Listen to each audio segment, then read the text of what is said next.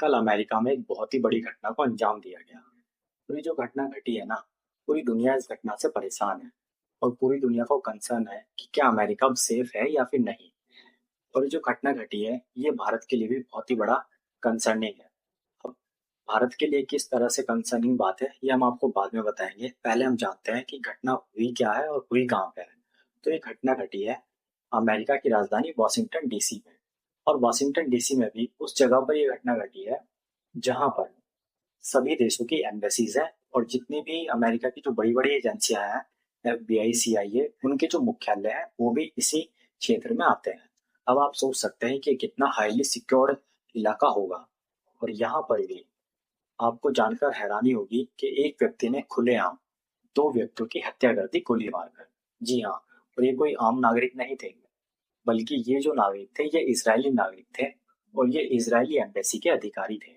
जी हाँ, Israeli embassy के अधिकारी जो अमेरिका में काम कर रहे थे।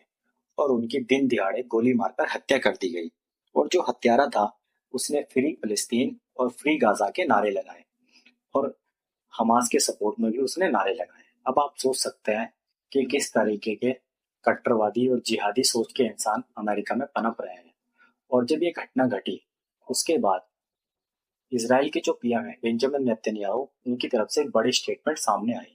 उन्होंने अमेरिका से खास गुजारिश करते हुए कहा और कड़े लफ्जों में इसकी निंदा की और अमेरिका से रिक्वेस्ट करी कि जो इस तरह के रेडिकलाइज ग्रुप हैं और रेडिकलाइज व्यक्ति हैं उन पर अमेरिका क्रैकडाउन करे।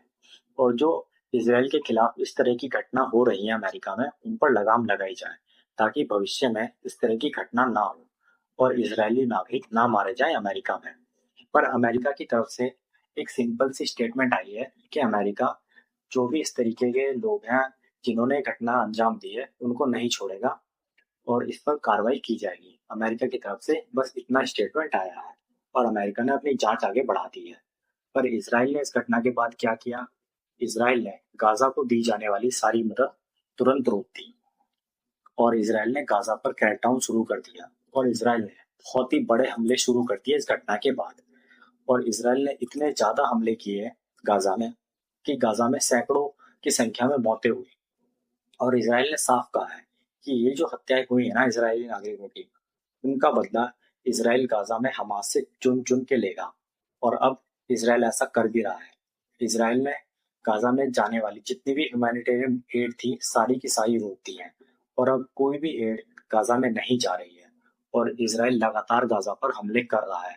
और इसराइल ने साफ कहा है कि अब उसकी जो एजेंसी है वो इन हमलावरों को पाताल से भी ढूंढ निकालेगी और उनको सजा देगी। यानी कि अब मोसाद भी एक्टिव हो गई है। और ये घटना भारत के लिए किस तरह से कंसर्निंग है वो अब आप समझिए। क्योंकि अमेरिका में खालिस्तान समर्थित आतंकी संगठन के लोग भी रहते हैं जो कि कई बार जो इंडियन एम्बेसी है अमेरिका में उस पर हमला कर चुके हैं और जो इंडिया के अधिकारी हैं उन पर भी हमला कर चुके हैं। तो अब ये भारत के लिए हुई ना कंसर्निंग बात। क्योंकि जिस तरह से आज इसराइल के जो अधिकारी हैं उन पर हमला हुआ है, उनकी हत्या हुई है, कल को इस तरह का हमला भारतीय अधिकारियों पर भी किया जा सकता है। तो भारत को भी इस पर अमेरिका के खिलाफ एक बड़ी आवाज उठानी पड़ेगी और भारत को अमेरिका को कहना पड़ेगा कि आप हमारे जो अधिकारी हैं उनकी सुरक्षा भी सुनिश्चित कीजिए।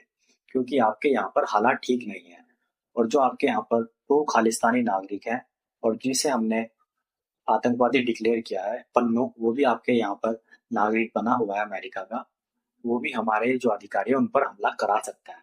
तो इस तरीके से भारत को भी अमेरिका में अपना जो दखल है वो बढ़ाना चाहिए और अमेरिका की जो सरकार है उस पर दबाव बढ़ाना चाहिए कि उनकी भारत की जो एम्बेसी है उसकी सुरक्षा को बढ़ाया जाए।